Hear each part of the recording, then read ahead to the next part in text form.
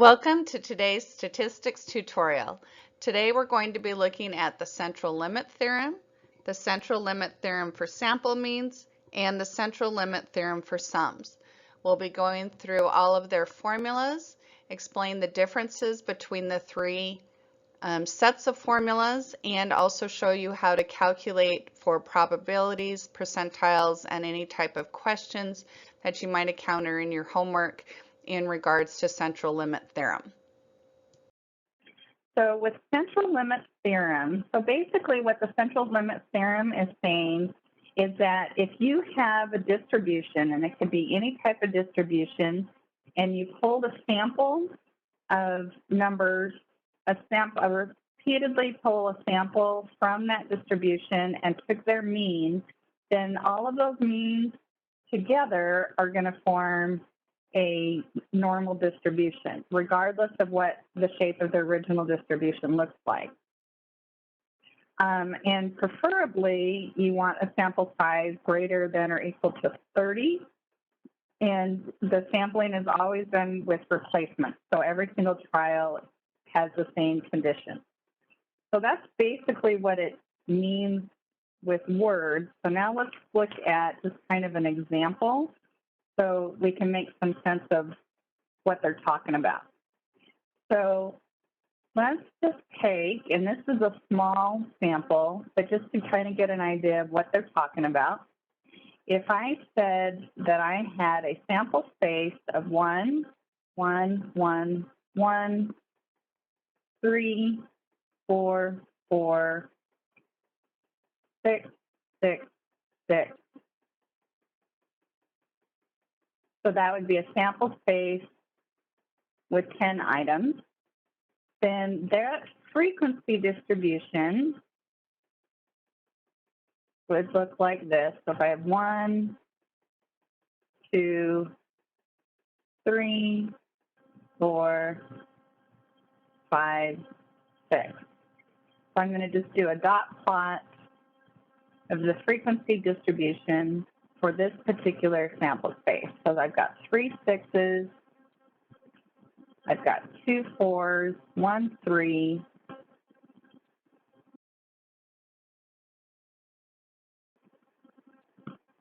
and I've got 4 1s. Okay, so we can see just from this distribution, this does not look like a normal distribution. And then if I was to take the mean of this particular space, so that would be taking the mean, which is just summing up all of those numbers and dividing them by the number of samples, then that's going to give me 33. So all I'm doing is adding all of these digits together, dividing them by 10, because I have 10 numbers. Then I get that average. That gives me 3.3. So that tells me that my mu, or mean, right here is about 3.3. So what the central limit theorem is going to say is that if I take a sample of this distribution and take their mean, then it's going to have my average, the mean, it's going to have the same mean, and over time, if I take a whole bunch of samples, it's going to form the shape of a normal curve. And that's actually not very good. Try that again. So if I take a whole bunch of the means and then I plot them, then over time, it's going to have a normal distribution. So that's basically what it's saying. So let's look at some trials. So let's say from here, I did a random sample size of n equals 4 from this sample space. So my first one, when I just randomly chose some numbers, I got the sample space of 3, 4, 1, and 6. And then I'm going to take the mean of that space, of that one, and that gave me 3.5. So then I'm going to go ahead and I'm going to plot that out and see what it looks like.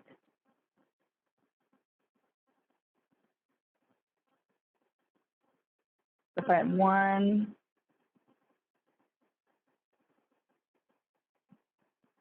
1.5, 2, 2.5, 3, 3.5, 4, 4.5, we'll go to there. So the first one gives me a dot at 3.5. So I'm also going to do, so this is a frequency distribution.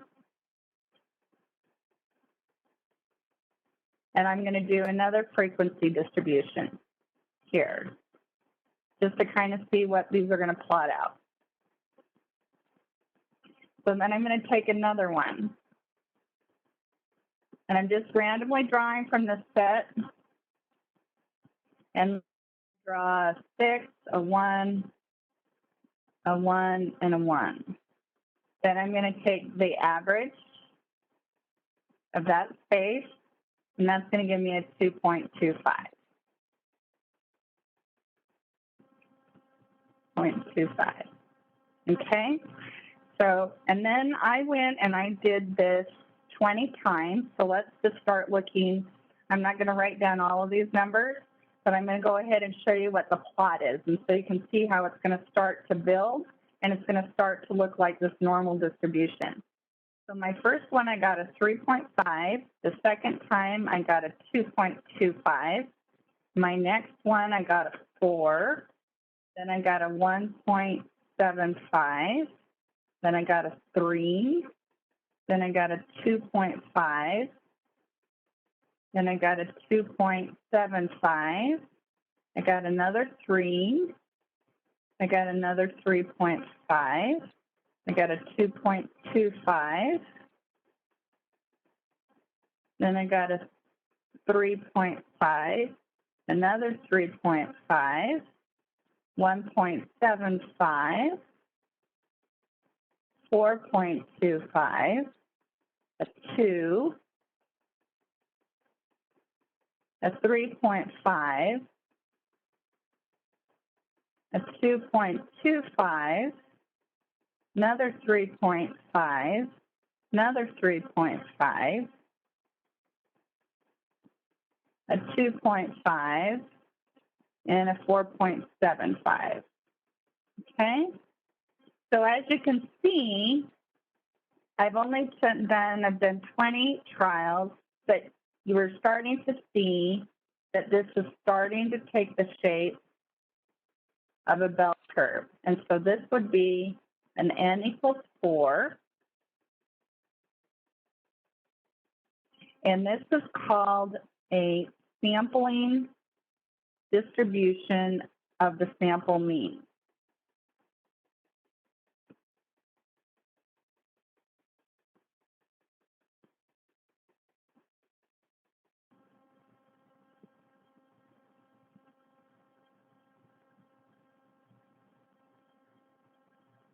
And if you watch the first video in your in that chapter, the Caz Academy has an example that's similar to this, and they've also got a digital demonstration of how they took the samples, and then as you continue over time, then the more and more pieces of data you've got, it's going to form the shape of a normal distribution.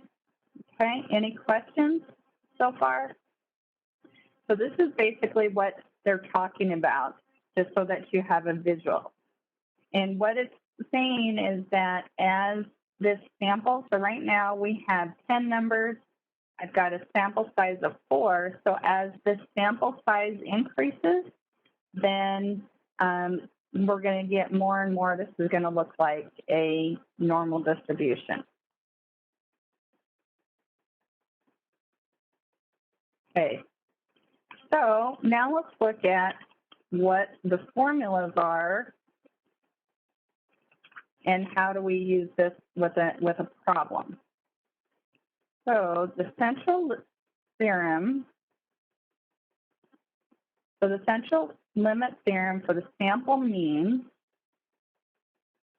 the central limit theorem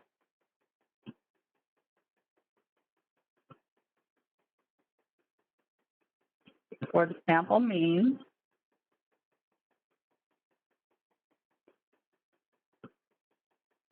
has the following formulas. So the notation is going to be this x average, or the mean, n for your normal distribution, and then it's going to be mu of x, comma, sigma x divided by the square root of n. Okay, so your mu of x is going to be the same mean as your original distribution. Those stay the same. Your standard deviation, or your sigma x, is going to be equal to the original standard deviation squared, the square root of the original standard deviation squared divided by n, where n is the number in your sample size. And you can either write it as square root with the square, or you can also, and you'll see it more often, with the sigma over the square root of n. And I find it's helpful if you can remember both of these formulas, because sometimes the math is easier if you're n, you can square root it, then write it like this. If you can't, if this is a number that's going to give you like a weird decimal or weird, it's not going to be a clean number, then oftentimes the math is a little easier if you take your sigma and square it, divide it by n, and then take your square root of the whole thing together. And then your n is your sample size.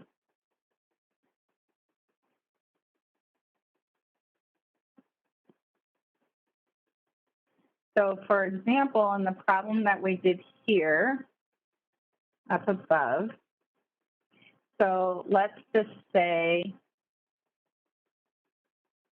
I didn't give it a standard deviation, but let's say I had n equals 4, because that was my sample size. My mu is going to be the same, so that was 3.3. So that's going to be the same for both of them. And then let's say I start with a standard deviation. And just for fun, so you can see how this works, let's say I have a standard deviation of 3.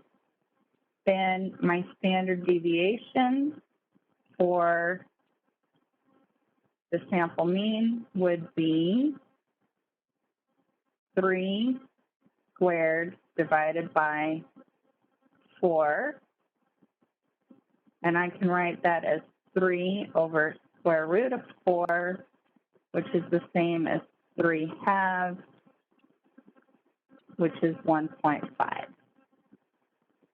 Okay, so my standard deviation for the sample mean would be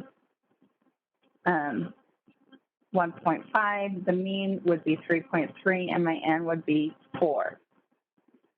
So then if I wanted to find a probability,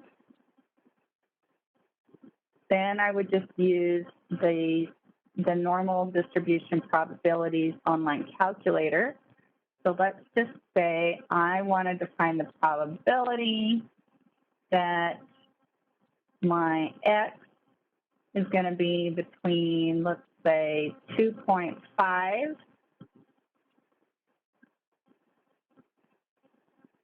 and 3.5.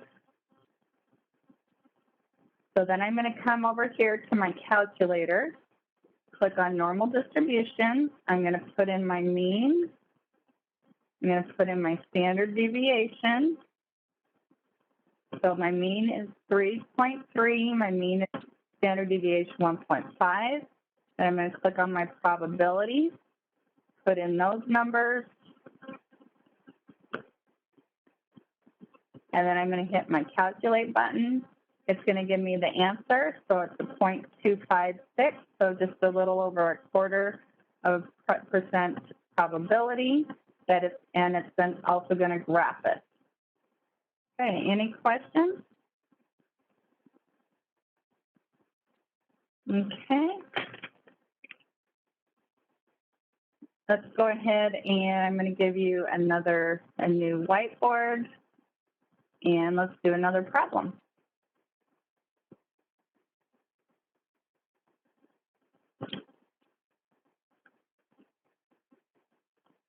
Okay, so let's do it again.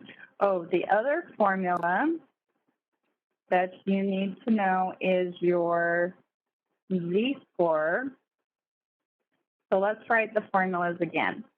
This is for the sample means, your notation. Oops.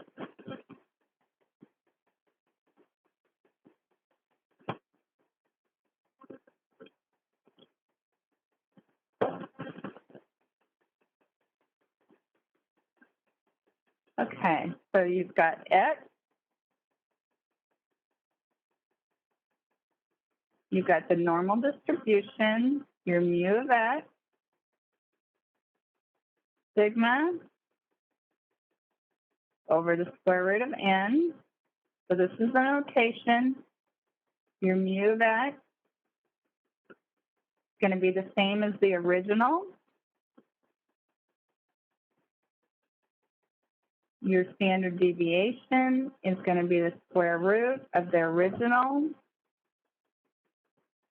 divided by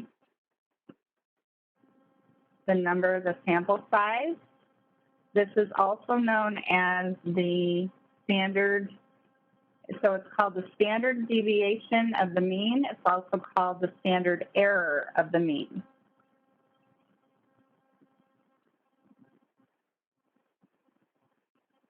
And then the other formula you might need is your z-score, which just tells you the number of standard deviations away from the mean. And it's the exact same formula that you saw in the normal distribution. So it's your x value minus the mean divided by your standard deviation. And then if it wants to ask for, wants you to solve for an x value, then you're just going to rewrite that equation as your z-score. So that's your z of x times your standard deviation of x plus the mean of x. So once again, your z-score, so your mean, your z-score equations, those are exactly the same as what you did with the normal distribution, same formula. Okay? So those are your main equations. Let's do another example. Let's say we're given an unknown distribution where the mean equals, I'm going to do this in a different color to separate it from the formulas. So let's say you're given a mean of 90, a standard deviation is 15, a sample size of n equals 25, and which is drawn randomly from the population. So the first thing we want to do is we want to find the probability that the sample mean is between 85 and 92. So that means we're going to find the probability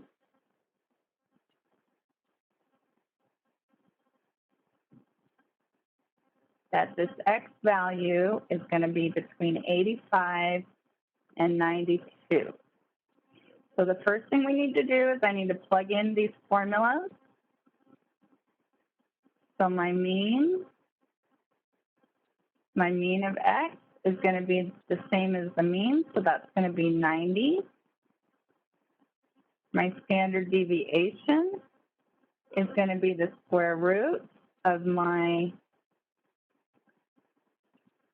standard deviation, my standard deviation squared divided by n.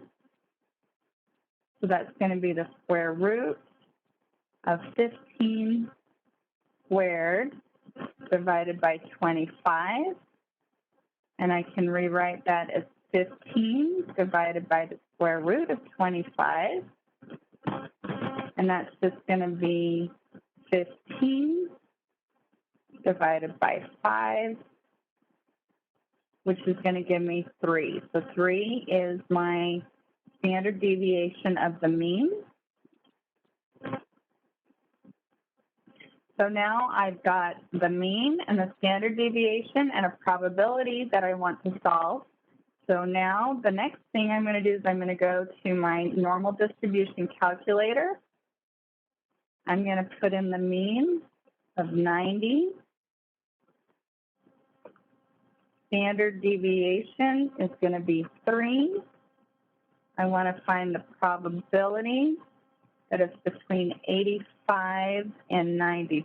I'm going to put in my calculate, and it's going to give me an answer of 0.699717. So I can approximate that as about 0.70. So about 70% probability.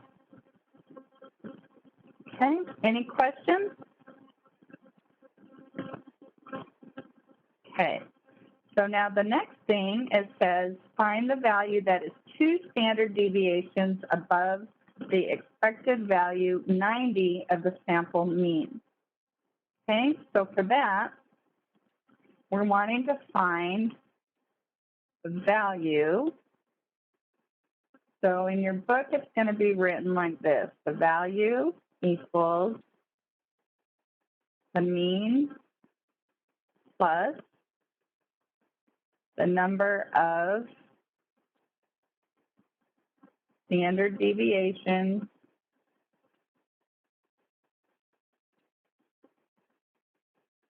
times your sigma, which is just the original sigma, over square root of n. So that's the formula that they're going to give you. But if you remember, this is just the same as what we put up here, finding your X value using your Z-score. So this is your mean of the mean of the mean, the mean of the sample, plus your Z-score of the sample.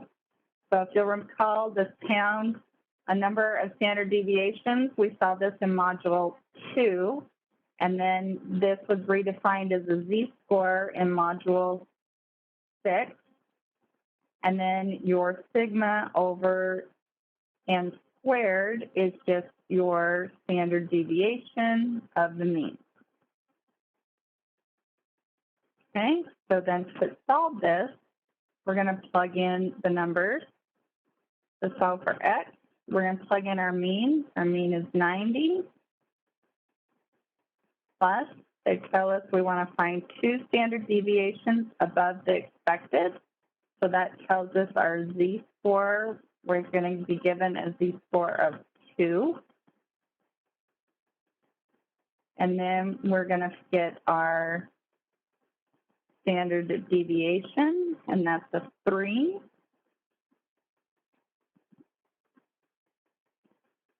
So 2 times 3 equals 6, plus 90 is going to give me 96. So 96 is the value that is 2 standard deviations above the mean. Any questions about how I solved for that? Okay, let's do another one. So let's do this one in green because we're doing another example. So let's say we have the mean is 45. The original standard deviation is 8. We're going to draw a sample size of 30.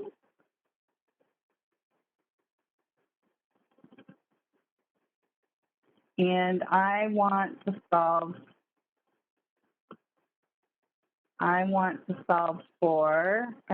the probability that the mean value or the X value is going to be between 42 and 50. Then I'm going to, once again, my mean of the sample is going to be the same as the mean of the original, which will be 45. My mean of the sample is going to be the square root of the original standard deviation squared divided by the sample size. So that's going to give me the square root of 8 squared all over 30.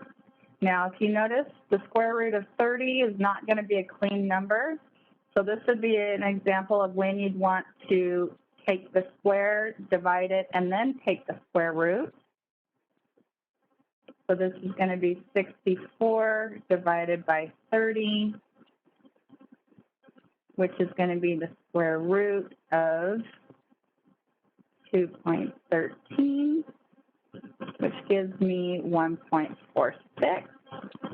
Then I'm going to go to my online calculator, put in the mean, it's 45.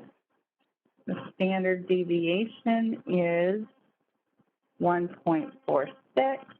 And then I want to find the probability, 42, that X is between 42 and 50. Hit my calculate button, and it's going to give me an answer of 0.9797. Okay, so that means I've got about a 98% probability that X is going to fall within that range. Okay, any questions?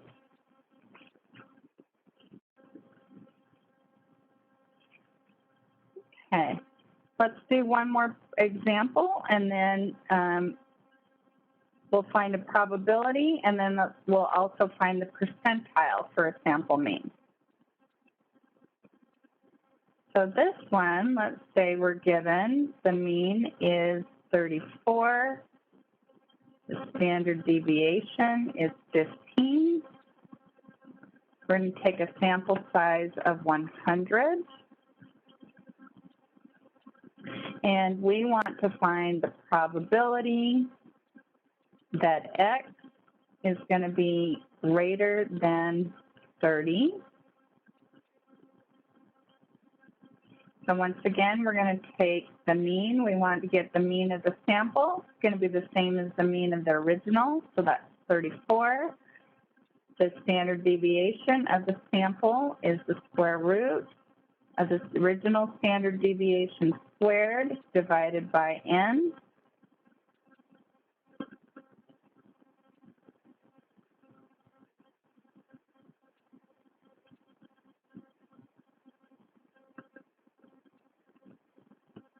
So that's going to give me a standard deviation of 1.5.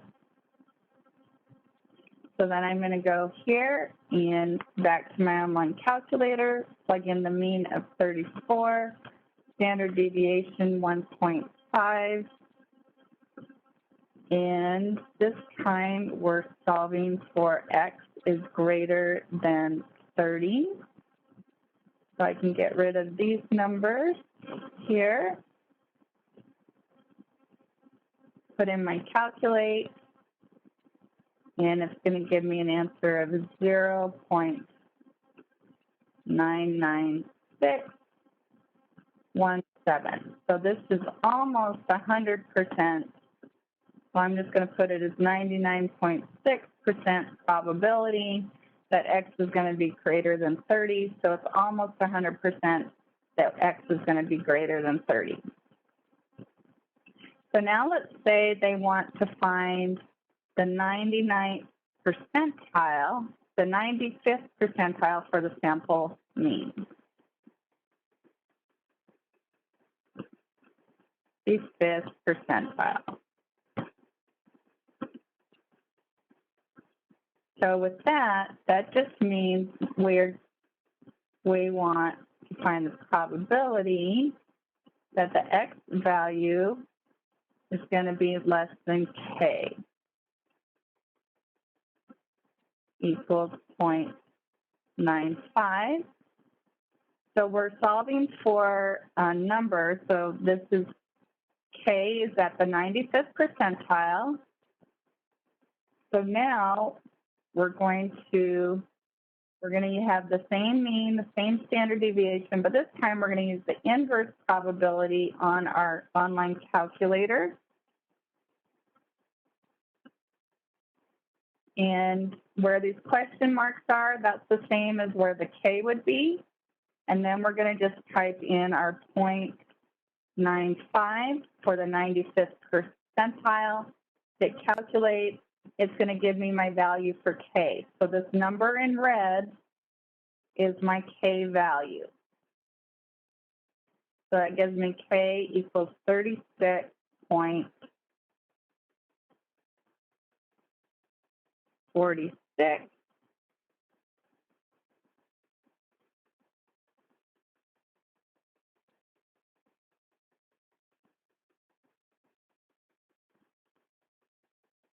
which I'm going to just round up at 36.5. So we can see that it's about right here. So where that ends, or the starting point on your graph, that is your K value. And everything shaded is your 90, so that shaded area would be your 95th percentile, saying that all of those values are within the 95%, are below, are 95% below that K value of 36.5. And then everything above it, the white area, would be everything that is 5% greater. Okay, any questions?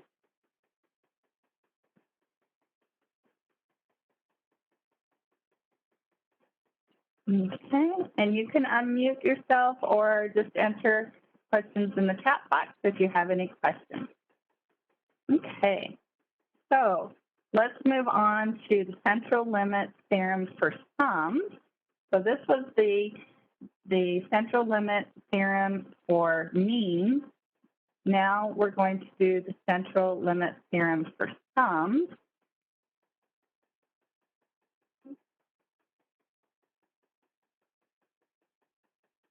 Let me give you a new whiteboard. And you can save these whiteboards if you click on the link. If you save on the whiteboard, then you'll have access to all of this material for 3 weeks. Okay, so now we want the central limit theorem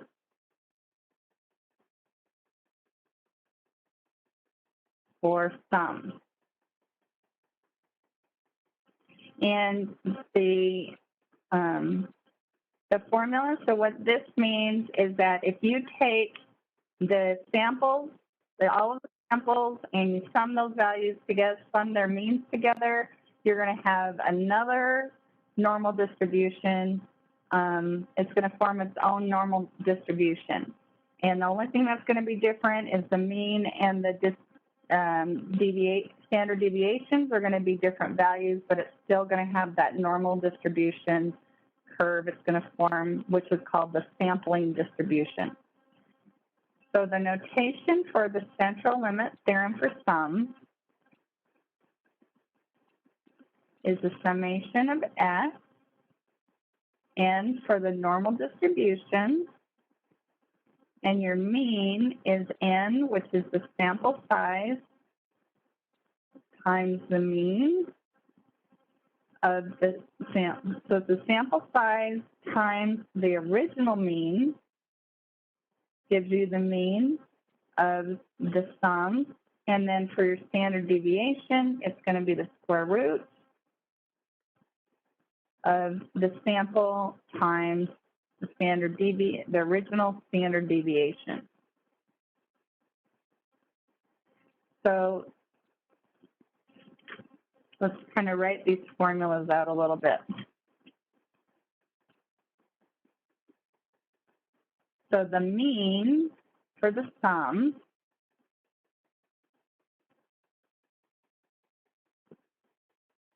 is going to be n, which is the size, times,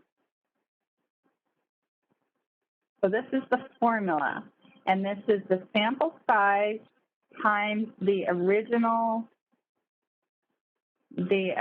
mean of, or the mean of the original distribution. So one thing that you want to be careful with the notation is that they use the same mean to the x with a subscript of x. Use that same symbol for the sums that they do with the means, but this mean is referring to the original mean of from the original distribution. So this is your sample size times the original mean. Then your standard deviation, okay, your standard deviation for the sum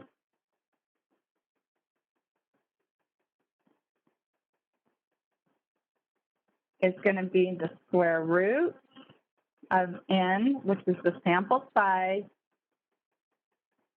times the original standard deviation. So it's the square root of the sample times the original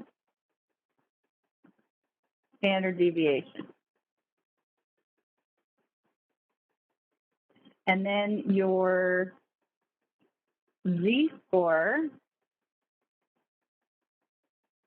or the number of standard deviations, is going to equal the summation of x, your sums of your x, minus your mean, which is your n,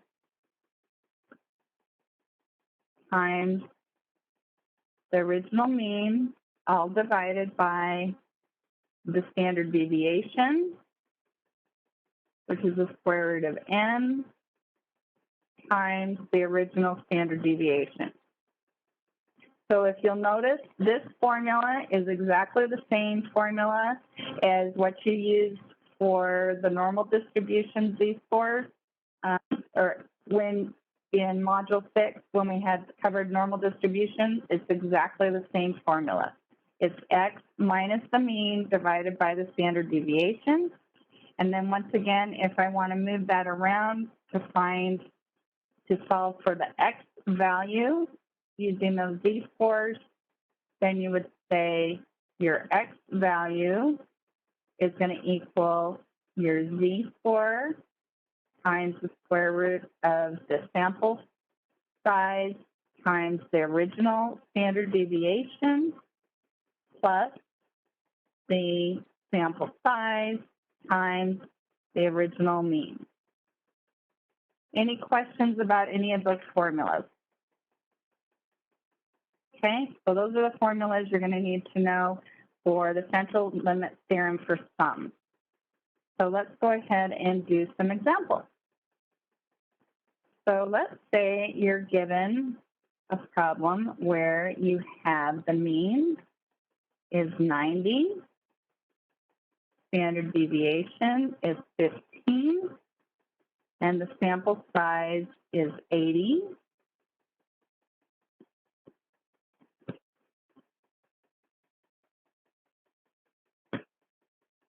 Is 80. And we want to find the probability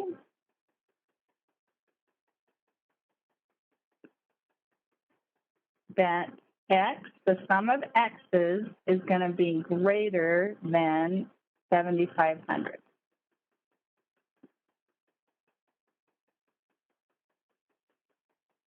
So the sum of x equals the sum of the 80 values.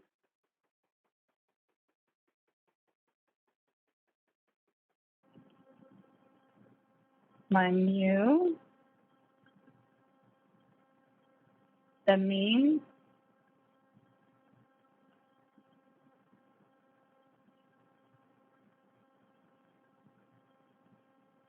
okay, so then I'm going to have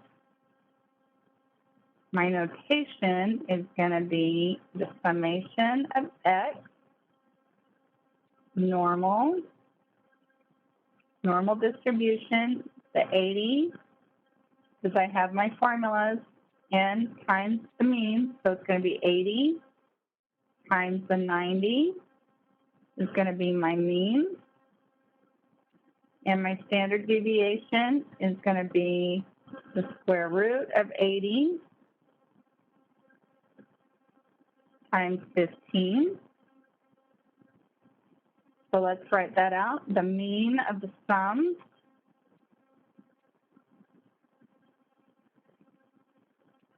is going to be 80 times 90, which is going to be 7,200. The standard deviation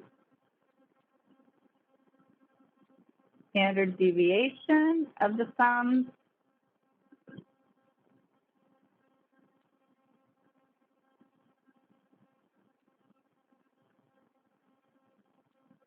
is going to be the square root of 80 times 15, which is going to give me 134.16. And the sum of the values, sum of the 80 values,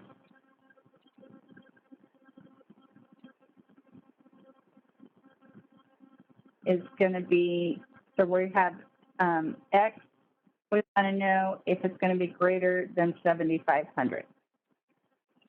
So then I'm going to come back here to my online calculator. I'm going to put in a mean of 7,200. Standard deviation is going to be 134.16. Then I'm going to find the probability that x is greater than 7,500. Go ahead and take this one off and hit calculate,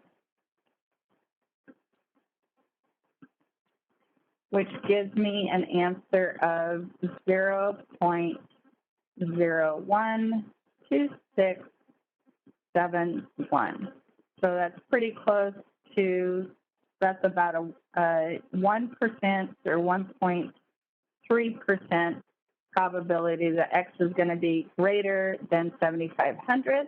And we can see that on the graph, that that's just a very small amount showing on the graph. Okay, any questions so far? Okay, so now let's say that it asks for find the sum that is 1.5 standard deviations above the mean of the sum. So now they're giving us a z-score of 1.5, and we want to find that x value.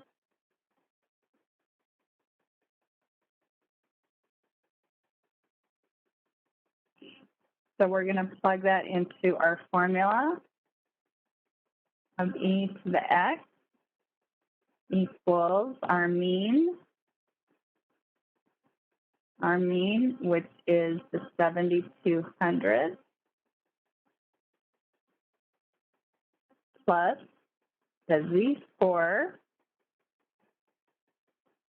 times our standard deviation, which is our 134.16.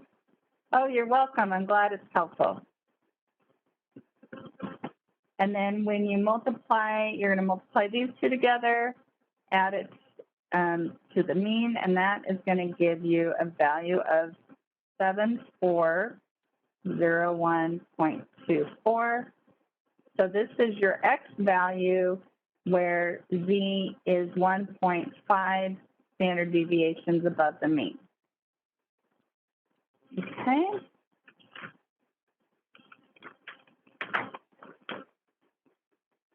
Okay, let's do another one, another problem with solving for the sums, and then we'll do a problem where they ask you for both, to solve for both the mean and the sum. So let's do another one. So with a lot of these, it's just basically with the central limit theorem, if you know your formulas and have a general understanding of what the formulas are supposed to be doing, then it's just a matter of plugging numbers into the formulas, then you plug it into the online calculator. And unfortunately, I think your book was really vague and kind of confusing on how they explained this chapter, because it's actually a very simple concept, but it kind of sounded confusing once you started adding the formulas with the way your book was presenting it. So let's do another problem. We've got the mean is 35, your standard deviation is 10. We want to have a sample size of 39.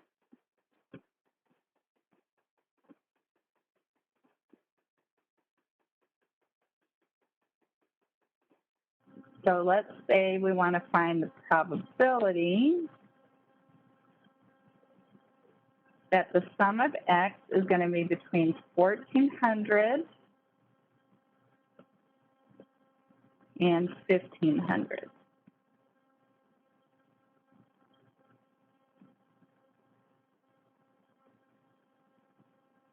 So then I need to do my conversions again. So my mean of the sum of x, and I'm just writing slightly different notation. You can just write mean, but this is really what it is. It's the mean of the sum of x is equal to n times the mean of x. So that's going to be 39 times 35, which is going to give you 1365. And then my standard deviation of the sum of x is going to be the square root of the sample size times the original standard deviation. So that's going to give me 39 times 10. Excuse me, the square root of 39 times 10, which is going to give me 62.45. Once again, I'm going to go ahead and just put those in my online calculator. The mean is going to be 1365. Standard deviation, oops, I left some numbers out. That should be 62.45. Then we're going to find the probability. The probability that the sum of x's is between 1,400 and 1,500. And I'm going to just do my calculations. And that's going to give me about a 27% probability.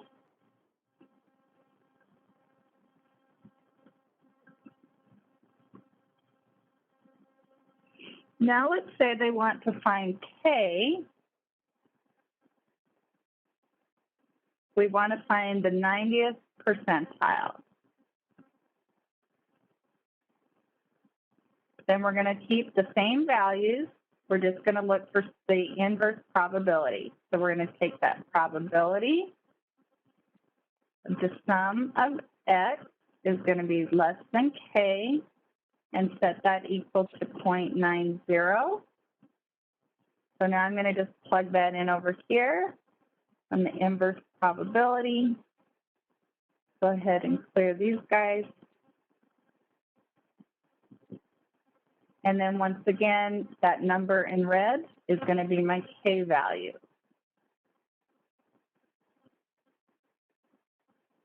So my k is going to equal about 145. And this k value is right here where the graph changes. So the shaded part is the 90th percentile, and then everything above it would, so it would say the shaded part says everything below that is 90% below the k value, and everything above it in the unshaded would be 10% above the k value. Okay, any questions? Okay, let's do one more problem. So I'm going to get a new board, and then this time the problem is going to be just a little bit different.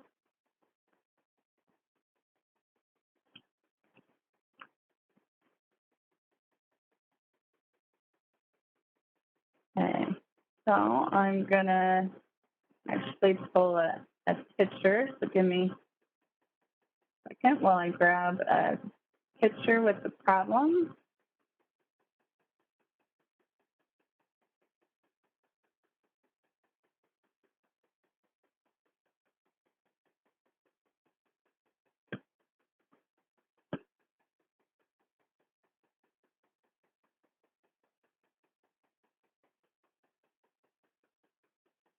Okay, so this one has, let me see here. So we're going to look at this problem. This problem, there we go.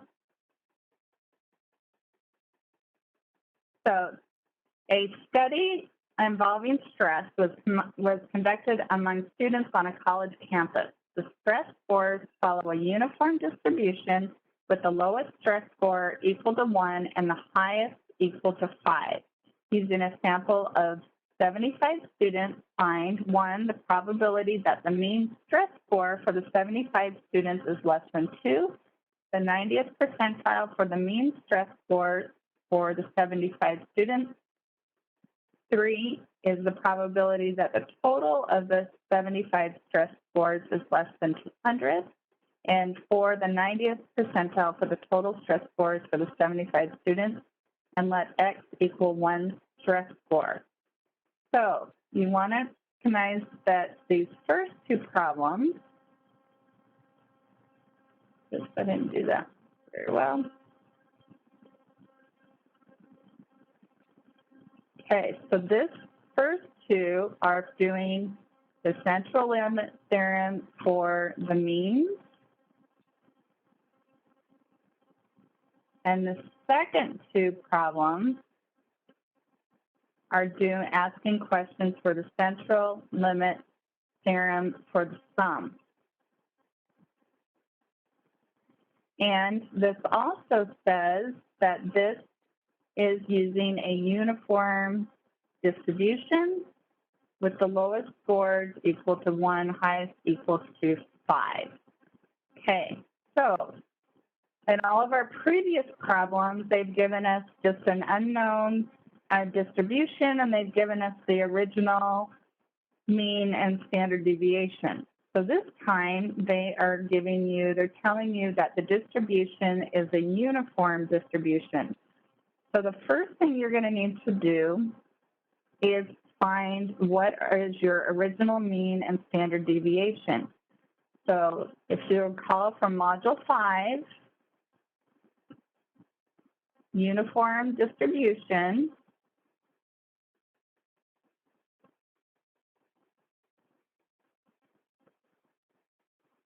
our formula is going to be X, U,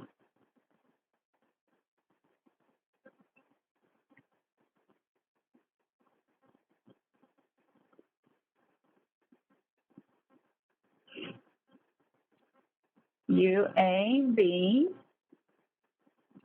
and our mean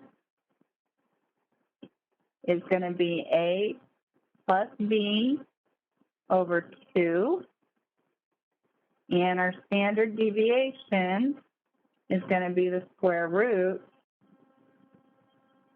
of the square of B minus A squared divided by 12. So, and they're giving us that A equals 1, because that's our lowest score, and our highest score is a 5. So remember, if we're going to look at what does this look like, just as a refresher from Module 5, our A score, so if this is 0, that's going to be 1, this is going to be 5, and this is going to be 1 over 4 because it's 5 minus 1.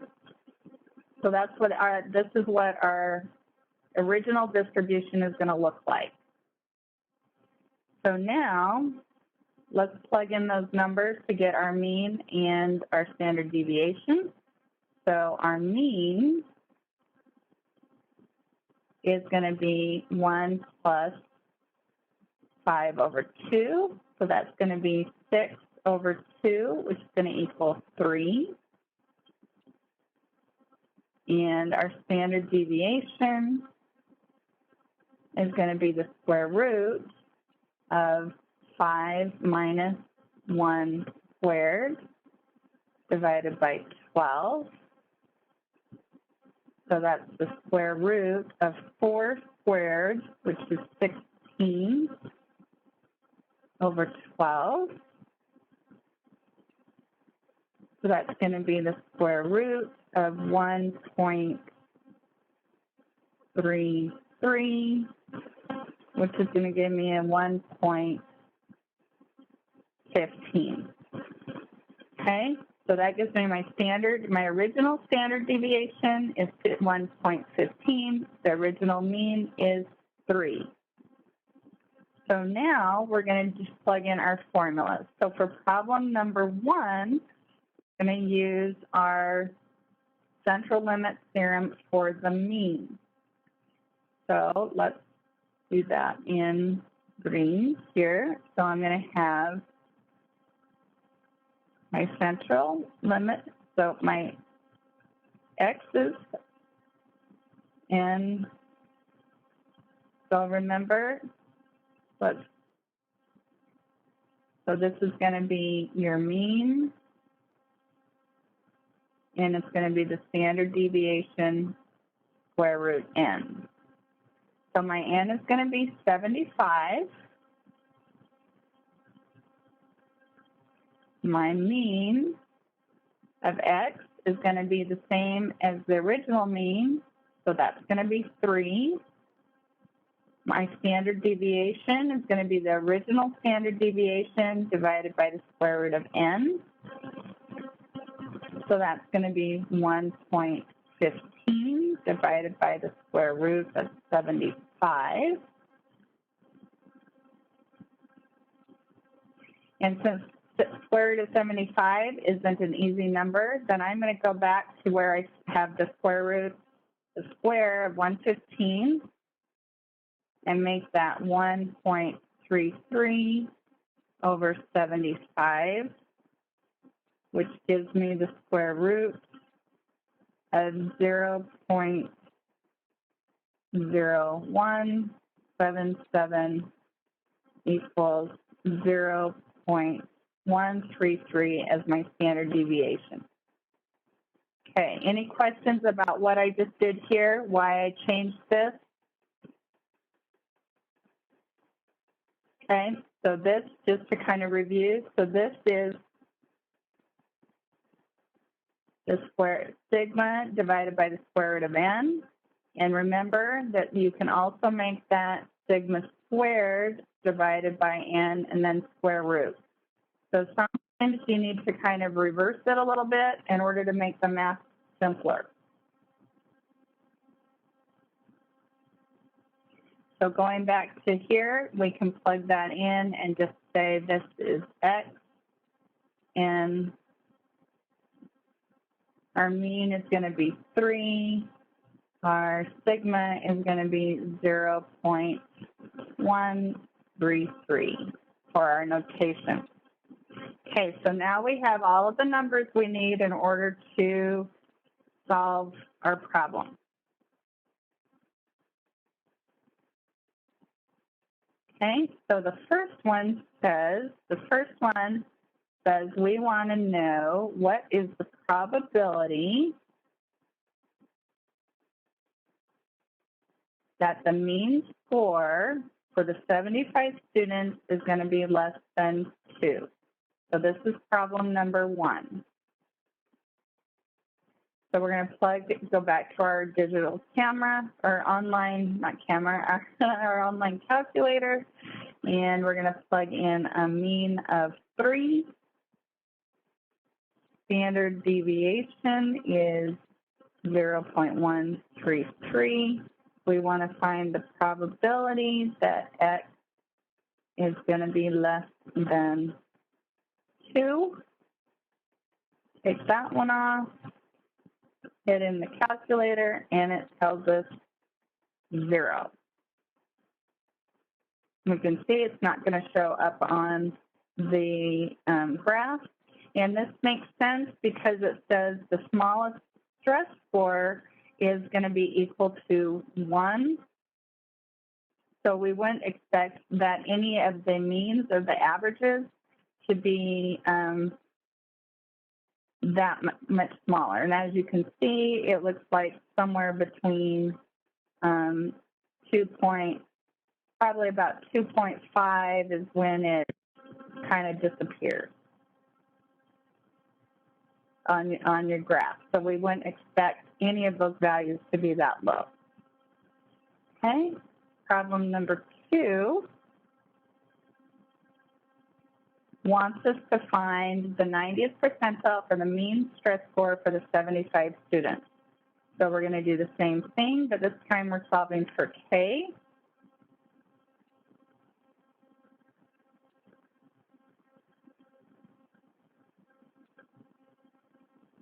So we're going to come back here to the inverse. We're going to solve for K at the 90th percentile using the same mean and standard deviation. Click in the calculate. The number in red is K. So that tells me that K is going to equal about 3.17.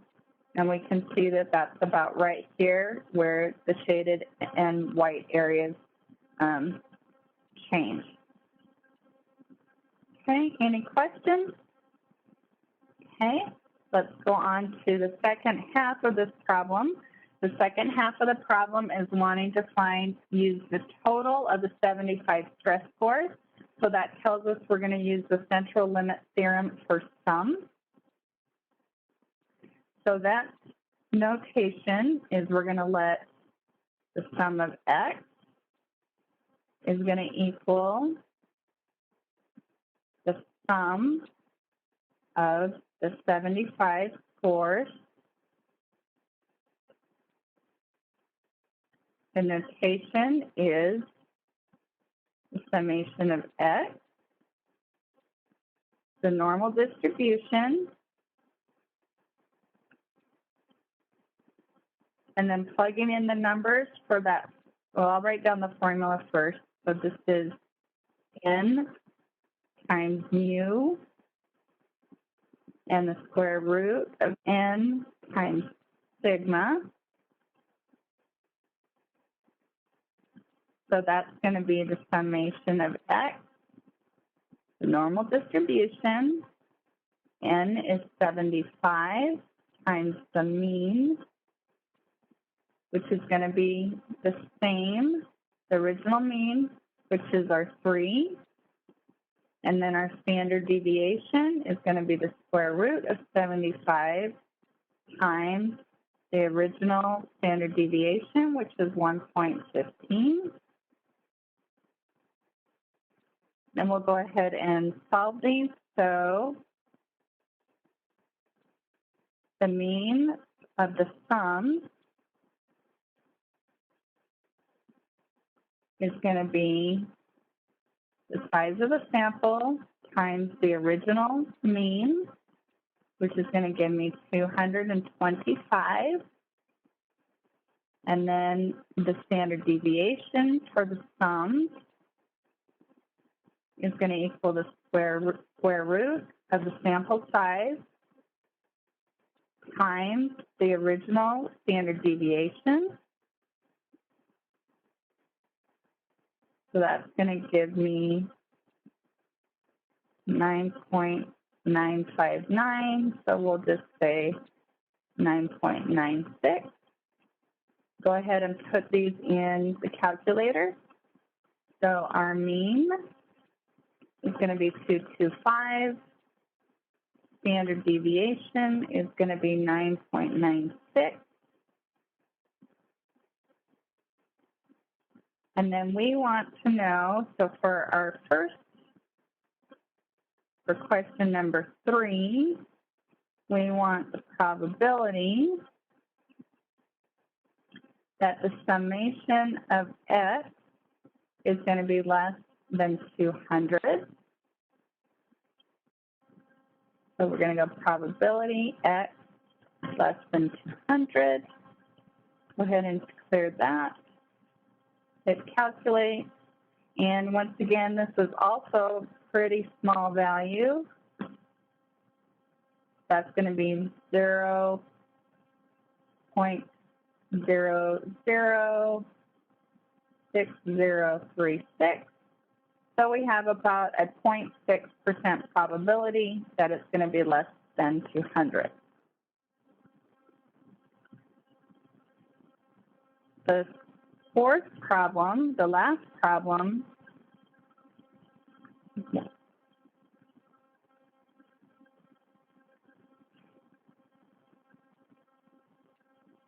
okay, so, and then the last problem is finding the 90th percentile. So we want to find the 90th percentile.